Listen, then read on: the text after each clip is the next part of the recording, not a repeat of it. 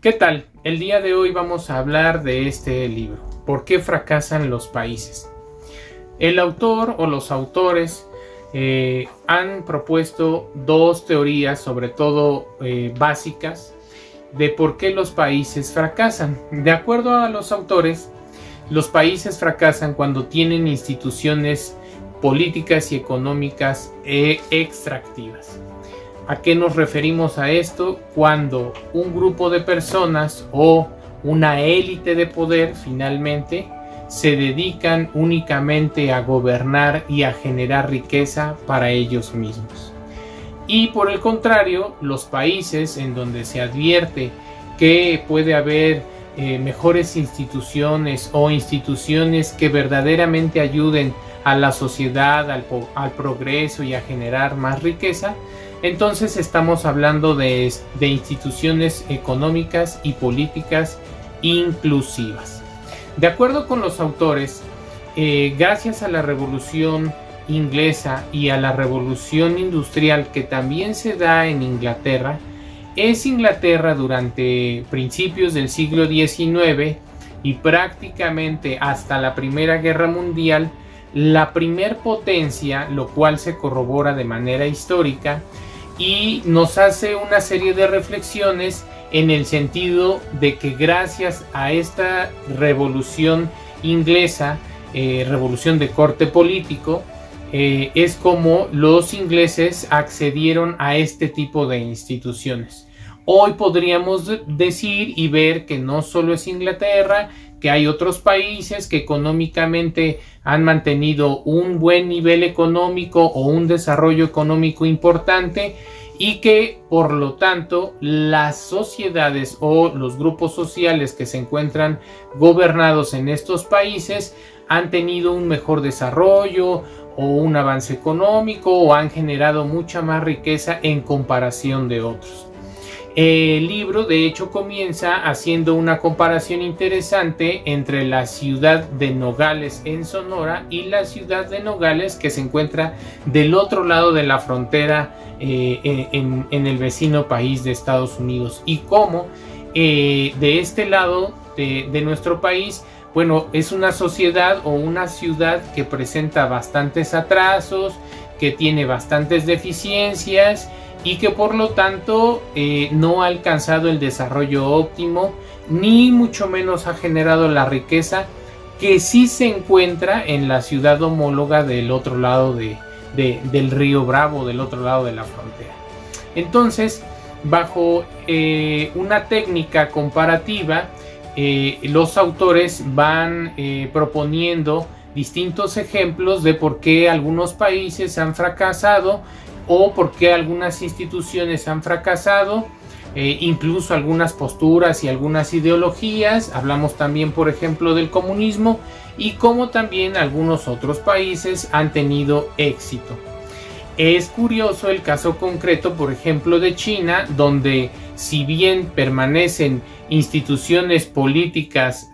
centralizadas y basadas en un solo partido, que es el Partido Comunista Chino, sin embargo han tenido un crecimiento y un desarrollo económico. Es decir, que aquí nos encontramos frente a un modelo híbrido en el que si bien hay instituciones políticas extractivas, también hay instituciones económicas inclusivas que han permitido que hoy por hoy China sea una de las principales potencias en materia económica.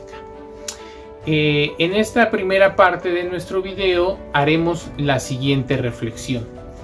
¿Por qué nuestro país, entonces, por qué nuestro México, por qué muchos países, en concreto de América Latina y del continente africano, no han logrado despegar o no han obtenido esa riqueza, o podríamos hablar de un fracaso de estos países, un fracaso momentáneo en el sentido o desde la óptica que lo plantean estos autores? Bueno,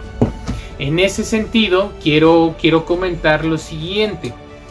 Si nosotros hacemos un recorrido histórico, quizás no tan a profundidad como el que plantean los autores, o por lo menos no tan determinante como lo plantean las instituciones que se tuvieron durante la época de la colonia en nuestro país, y me refiero al reparto y la encomienda, que quedan muy bien señalados en el texto. Sí, en cambio, creo que nuestro país durante el siglo XX contó con algunas instituciones que pudieron haber hecho que nuestro país mejorara mucho en materia económica. Quizás la mala toma de decisiones sea uno de los factores que más haya influido en nuestro país. Los propios autores de por qué fracasan los países mencionan que sin duda uno de los grandes problemas de nuestro país y de todos los países que han fracasado es el tema de la corrupción, aunado a las instituciones políticas y económicas extractivas. Y me parece que es bastante acertado el argumento que ellos tienen. Hoy vivimos en un mundo diferente al cual hacen referencia en sus ejemplos históricos. Sin embargo, creo que este proceso histórico de alguna o de otra manera va dejando marcadas a las sociedades de cada uno de los países, ¿no? Si nos referimos al continente africano, podríamos ver cómo el proceso de colonización que se llevó a cabo durante el siglo XIX por las grandes potencias de Europa dejó algunas instituciones en aquella África que después, con el tiempo, los propios líderes africanos que tomaron el poder se sirvieron de estas instituciones, pero las fueron deformando, de tal manera que única y exclusivamente una pequeña élite de poder es la que se termina beneficiando. Y así podemos ver en cada uno de los ejemplos de estos países que han tenido problemas en su desarrollo económico y político, cómo es una pequeña élite la que finalmente se termina beneficiando de las instituciones o se termina beneficiando del pueblo, mientras el pueblo o el resto de la población sigue en pobreza o su avance es mucho más lento en comparación con los grupos que se encuentran ligados al poder. Entonces, desgraciadamente, estaríamos hablando de que todos estos países, en vez de tener élites en el poder que sirvieran para el pueblo, estamos hablando de oligarquías, ¿no? Tal como muchos autores a lo largo de la historia y teóricos políticos han mencionado sobre estas élites de poder. Y bueno, regresando al punto de nuestro país, ¿por qué nuestro país no ha logrado tener ese despegue o por qué no ha generado la riqueza que otros países han tenido? Me parece sin duda que gran parte, como ya lo mencioné, ha sido la mala toma de decisiones o la desafortunada toma de decisiones que ha tenido nuestro país, aunado a procesos de corrupción, aunado a las oligarquías que se encuentran en el poder y que desafortunadamente en muchos de los casos han terminado por perjudicar a través de sus malas administraciones, de sus malas decisiones y de la corrupción que ha privado, han terminado por perjudicar a nuestro país, desafortunadamente. Creo que hoy estamos viviendo momentos diferentes. ¿En qué sentido? Me parece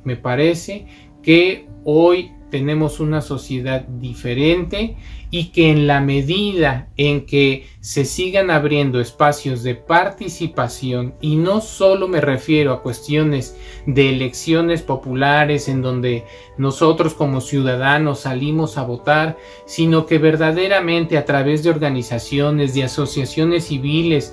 e incluso de organismos internacionales a través de los cuales podemos participar, y en la medida en que nosotros queramos hacer esa diferencia y en la medida en que nosotros queramos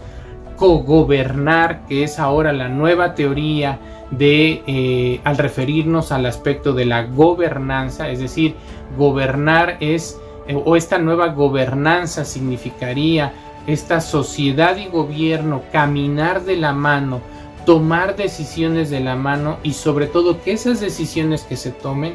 ya no sean solo a favor o en beneficio de un pequeño grupo o de un grupo que se encuentra en el poder, sino por el contrario, que estas tomas de decisiones, que este ir de la mano con el gobierno sea para mejorar y para verdaderamente ayudar al pueblo. Me parece que en ese sentido estaríamos caminando hacia un verdadero éxito de nuestro país, ¿sale? Es indispensable en este sentido que haya mejores formas de organización y mejores formas de participación de la sociedad, pero les repito, yendo de la mano sociedad y gobierno, iniciativa privada, que ya no estemos separados, que ya no estemos divididos. En ese sentido, creo que la toma de decisiones puede ser mucho más certera y sobre todo en beneficio de la sociedad y en beneficio quizás de las clases más necesitadas, ¿sale? Y otro aspecto que es importante resaltar en este caso, creo que México como país, siempre lo hemos dicho, no soy el único que lo sostiene, tenemos mucho potencial en muchos aspectos,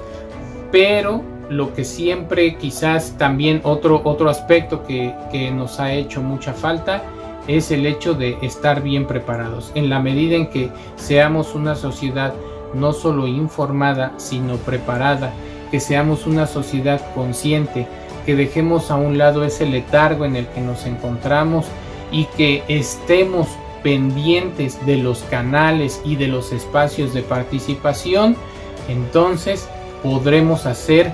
un gobierno, un país y una sociedad diferente para nosotros mismos. Gracias.